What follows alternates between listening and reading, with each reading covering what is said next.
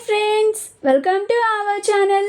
గుండె నిండా గుడి గంటలు సీరియల్ నెక్స్ట్ ఎపిసోడ్లో ఏం జరగబోతోందో ఈ వీడియోలో చూసి తెలుసుకుందాం.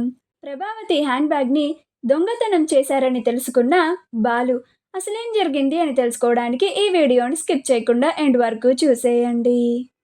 బాలు షీలాతో మాట్లాడిన తరువాత సత్యంతో ఇలా అంటూ ఉంటాడు. నానమ్మకి చాలా పని ఉందంట, నీతో తర్వాత కాల్ చేసి మాట్లాడతానని చెప్పింది అని అంటాడు. అప్పుడు సత్యం, అది సరే కానీ ఏదో ఫోటో ఫ్రేమ్ అని ఏంటో అంటుందేంటిరా అని అంటాడు. అప్పుడు బాలు, అదా, మనం ఊరెళ్ళిన తర్వాత అందరం గ్రూప్ పిక్ దిగాం కదా, ఆ ఫోటో కావాలంట, ఫ్రేమ్ కట్టించుకుండిద్దంట అని అంటాడు. అప్పుడు సత్యం, అలాగా, పనిలో పని ఇంకొకటి కూడా తీసుకొని రారా, మన ఇంట్లో కూడా పెడదాం అని అంటాడు. అప్పుడు బాలు, అలాగే నాన్న, చాలా పెద్ద ఫ్రేమ్ తీసుకొస్తాను అని అంటాడు. అప్పుడే అక్కడికి ప్రభావతి వచ్చి, ఏంటి ఏదో ఫ్రేమ్ అంటున్నారు, ఇప్పుడైనా ఈ ఇంట్లో అలా ఫ్రేమ్ పెట్టడం అవసరమా అని అంటుంది. అప్పుడు బాలు, అవసరమే, దానితో పాటు ఇంకొక పెద్ద ఫోటో కూడా చేయిస్తాను అని అంటాడు. అప్పుడు ప్రభావతి, దేనికి? అప్పుడు బాలు, మరి అంత పెద్ద ఫోటో ఫ్రేమ్కి దిష్టిబొమ్మ ఉండాలి కదా, అందుకే నీ ఫోటోని దిష్టిబొమ్మలాగా చేయిస్తాను అని అంటాడు. ఆ మాటకి ప్రభావతి మూతి ముడుచుకొని ఉంటుంది. అప్పుడు సత్యం, రే ఊరుకోరా అని అంటాడు.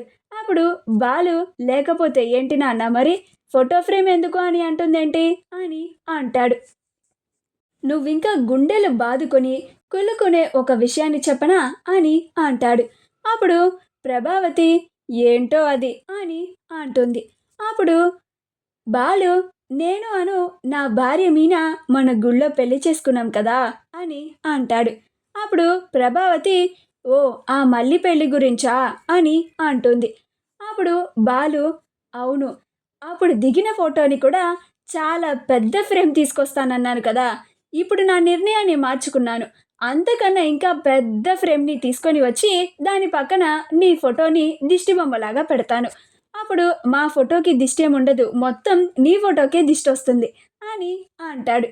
ఆ మాటకి ప్రభావతి, చూడండి వీడేం మాట్లాడుతున్నాడో, నా ఫోటోని దిష్టి బొమ్మలాగా పెడతాడంట అని అంటుంది. అప్పుడు సత్యం నవ్వుతూ ఉంటాడు. మీనా కూడా నవ్వుతూ ఉంటుంది.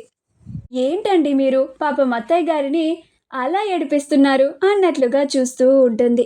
అలా బాలు, సరే మీనా, నేను ఆ ఫోటో ఫ్రేమ్స్ని కట్టించుకొని తీసుకొస్తాను అని చెప్పి స్టూడియోకి వెళ్తాడు.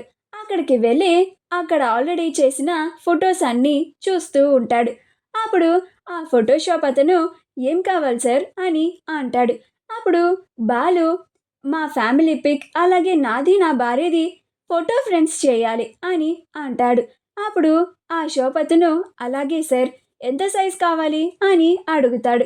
అప్పుడు బాలు, చాలా పెద్ద సైజ్ కావాలి, మా హాల్లో పెడితే అదే హైలైట్ అవ్వాలి, అంత పెద్ద సైజ్ కావాలి అని సైజ్ని సెలెక్ట్ చేసుకొని ఏ ఫొటోస్ని ఫ్రేమ్ చేయించాలో వాళ్ళకి పంపిస్తాడు. అలా కంప్యూటర్లో ఎడిటింగ్ చేస్తూ ఉంటారు. అప్పుడు ఆ ఫోటోషాప్ అతను ఆ గ్రూప్ ఫోటోలో ఉన్న ప్రభావతిని చూసి గుర్తుపట్టి, సార్, మీ అమ్మగారి హ్యాండ్ బ్యాగ్ ఎవరైనా దొంగతనం చేశారా ఈ మధ్య అని అంటాడు. అప్పుడు బాలు, లేదే అని అంటాడు. అప్పుడు అతను, లేదు సార్, ఈవిడే, బాగా గుర్తుపట్టాను అని అంటాడు. అప్పుడు బాలు, ఈ విషయం మీకెలా తెలుసు అని అంటాడు. అప్పుడు ఆ షాప్ అతను, ఇదిగోండి ఫుటేజ్ చూడండి అని ప్రభావతి దగ్గర హ్యాండ్ బ్యాగ్ని దొంగతనం చేసిన వీడియోని బాలుకి చూపిస్తారు. అప్పుడు బాలు అది చూసి ఆశ్చర్యపోతాడు.